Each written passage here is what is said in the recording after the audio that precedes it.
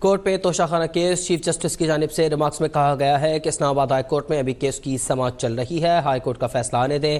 پھر سماعت کریں گے۔ مزید جانتے ہیں احمد فواد سے۔ احمد، کیا تفصیلات ہیں آپ کے پاس کیس کے حوالے سے؟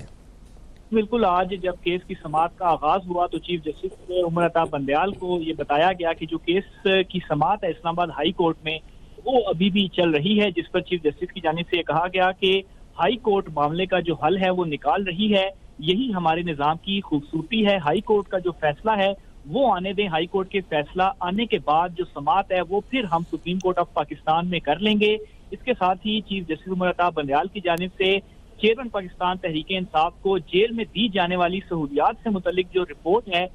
وہ بھی طلب کر لی گئی ہے۔ اس پر چیف جسٹس کی جانب سے آج دوران سماعت یہ کہا گیا کہ حکومت سے چیئرمین پی ٹی آئی کی جیل میں سہولیات سے متعلق جو رپورٹ ہے وہ ہم طلب کر رہے ہیں، اور یہ کہتے ہوئے جو سماعت ہے وہ ملتوی کی گئی اور کہا گیا کہ اسلام آباد ہائی کورٹ کا فیصلہ آنے کے بعد ہی سپریم کورٹ جو ہے وہ کیس کی سماعت کرے گا۔ آج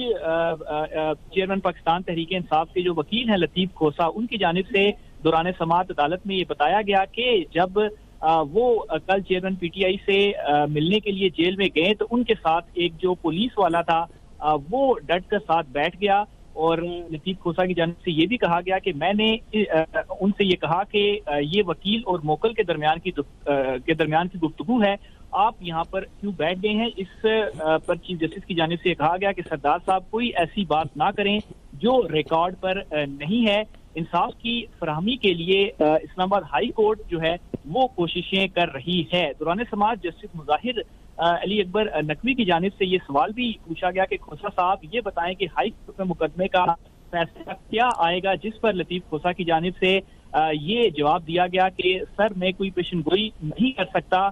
نہ ہی کوئی تاریخیں دینے والا میں سیاست دان ہوں۔ تو یہ آج کی پروسیڈنگ کا احوال تھا، جس کے بعد جو رپورٹ ہے